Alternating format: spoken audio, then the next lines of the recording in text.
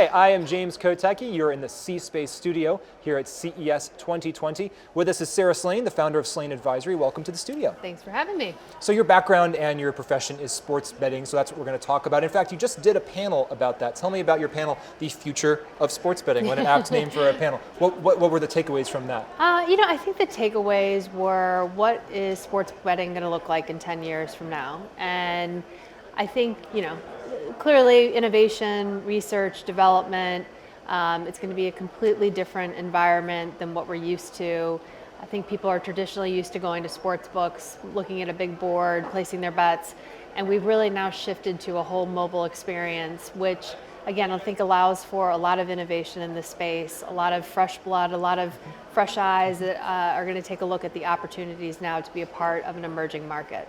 So what does the data say about who is actually doing this betting, where they're betting? Can you just kind of contextualize us with a few data points? Yeah, I would say that primarily sports bettors tend to be millennials. They tend to be men, higher educated, more affluent. So that generally speaks to the traditional sports bettor, which again I think presents an amazing opportunity for this industry. How do you open up that market? How do you capture more women? How do you capture older women? How do you capture older men? So a lot of, I think, growth potential in this space. So the growth potential is more in the casual fans, the casual sports fans who may not be betting but might be willing to under the right circumstances, versus kind of diving even deeper on the super fans. Is that what you're saying? I think it's two things. I think it is the casual bettor and the new types of bets that are going to be offered and why they're going to want to participate. And then secondarily, I think it is attracting a whole new audience then that may not have bet in the past but would be interested in doing that. Now there's certainly going to have to be a lot of acclimation, a lot of education around how that's going to happen. But again, because I think this is a new ripe opportunity and a new market, there's going to be a lot of development in this space. And so what is the reason, or maybe what are the ways that you can bring some of these other folks into the conversation? Is the reason that they haven't previously been doing this, that kind of sportsbook experience kind of feels a certain way and it's in certain locations and now more people have access to it in maybe a friendlier looking way, or just a way that's more resonant with them? Yeah, I think that's exactly it. And now we're on a completely new platform, right? So everything was taking place in a brick and mortar operation. Now you have a mobile component, a completely new way to reach customers. They found, even in the state of New Jersey, 80% of bets are taking place on the mobile phone, not in the sports book. So again, it presents two options. You've got that brick and mortar traditional sportsbook opportunity, and then you have the mobile component where now you're starting to draw more people in and betting online. So the obvious question, we're sitting here in a casino at Aria in Las Vegas. What does that mean for the future of brick and mortar? Are brick and mortar companies scared of this, or are they finding ways to partner with digital outlets to make this happen? They are embracing it. They do see, not just from now, someone that if there wasn't legalized sports betting in the past and now you've got a legal sports book in a casino, they're seeing new customers that are coming in, they're spending money at table games, they're spending money on food and beverage, they're staying the night in the hotel, so there's a definitely rising tide lifts all boats. And then when it comes to the mobile component, they're finding now that this is attracting a whole new customer that wasn't traditionally going into the casino. So again, growing the pie on that front as well. And is the idea that mobile can lead people into these kind of games, that they may eventually go into a casino? And if that's the case, will casinos, as we just discussed, will they look different to maybe reflect more the experience people had originally had on mobile in the first place? Yeah, I think that it definitely helps sort of acclimate that customer. If they're doing it online, then all of a sudden they say, well, I might as well go and try it out in the casino. Mm-hmm. So I do think that those things work in tandem with one another. And we'll continue to see more modernization and improvements around sports books. We're seeing different forms and shapes that are taking place throughout this country. Sports betting and sports in general is all about data, obviously, and every year new kinds of data become available as new things are able to be tracked. Are there new kinds of data that you're expecting that gamblers will have in the future that they don't have today? So I think it's two things. I think that there's going to be access to more data then to inform customers when they're placing their sports bets. And then secondarily is using data to actually drive betting. So a big focus is a thing called in-play proposition betting, which means that while you're watching a game, you're watching a football game, all of a sudden you're able to bet on every single play, every single thing that's happening on the field. So that's going to create a whole new element. Golf is another great example where you're going to be able to bet on basically every single play that's happening.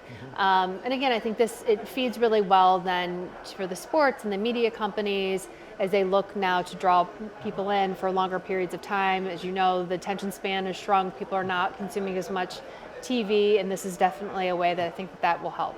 And how do sports leagues get involved in this? Are they able to be involved in it? Do they need, for kind of regulatory, legal reasons, to not have anything to do with this, or are there able to be partnerships there that elevate this? Yeah, so the casino industry and the leagues and teams are working hand in glove in making this happen. The leagues are very much focused on how they're collecting that data, how they're selling that data then to the sportsbook operators who are going to use that for that in-play proposition betting. You mentioned sports betting is now legal. Can you give us a quick highlight? And I know you were actually an integral part of this, of the campaign to make sports betting legal. How many states is it legal in now? So we've got 21 states that it's legal in, 14 that are operational, and then the remaining states are still in the process of developing their regs and rules as operators get up and running. Do you expect to see 50 states in the next? No, because I don't years? think Utah will ever have gaming. But other than that, is it Safe realistic bet. to think that most states will have it? I think right now you have, surprisingly, people probably don't know this, you've got 41 states that have some form of gaming, be it horse racing, lottery, brick and mortar casino. So I think that sports betting will fall in line with that number. And are there any we talked about mobile technology really driving a lot of this. Are there any, we're here at CES, tons of new crazy gadget ideas being floated around. Are there any technology wildcards, maybe not in the next year, but in the next few years that you see that could kind of disrupt things again? It's a really good question. I mean, I was trying to think about that today and how daily fantasy sports did for the casino industry.